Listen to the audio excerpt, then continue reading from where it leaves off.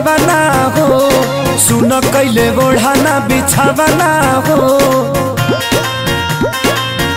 ए हो फागुन में करा के गवाना हो, सुन कैले ओढ़ाना बिछावाना हो।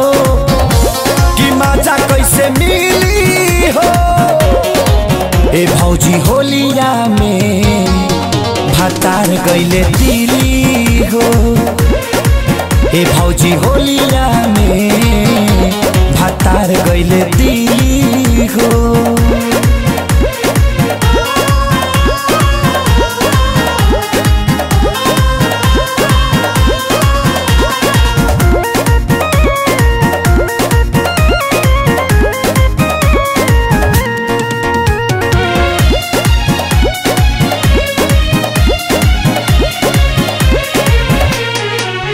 भौजी तोहरा संगे बाड़े तोहार राजा, तू तले बाड़ू फगुआ के मजा।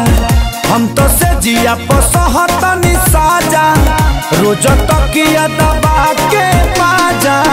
भौजी तोहरा संगे बाड़े तोहार राजा, तू तले बाड़ू फगुआ के मजा। अरे रहत रजाई रोज पाला हो, पिया के दर्द न बुझाला हो। उड़ावे सब खिली हो ए भौजी होलिया में भतार गइले दिली हो। ए भौजी होलिया में भतार गइले दिली हो।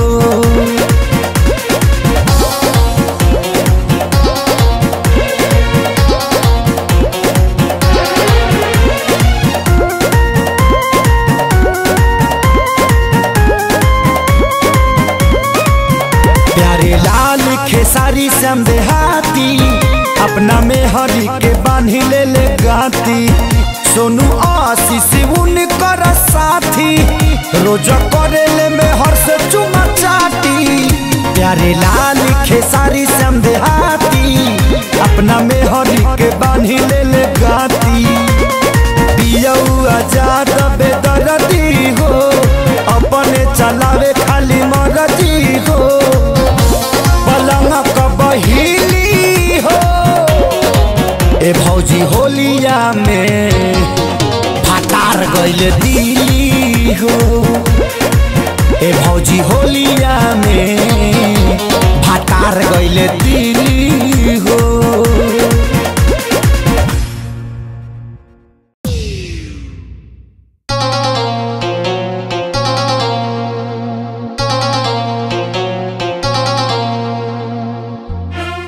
Click on the bell icon to get regular updates from Venus. For more entertainment, log on and subscribe to www.youtube.com/VenusBhojpuri.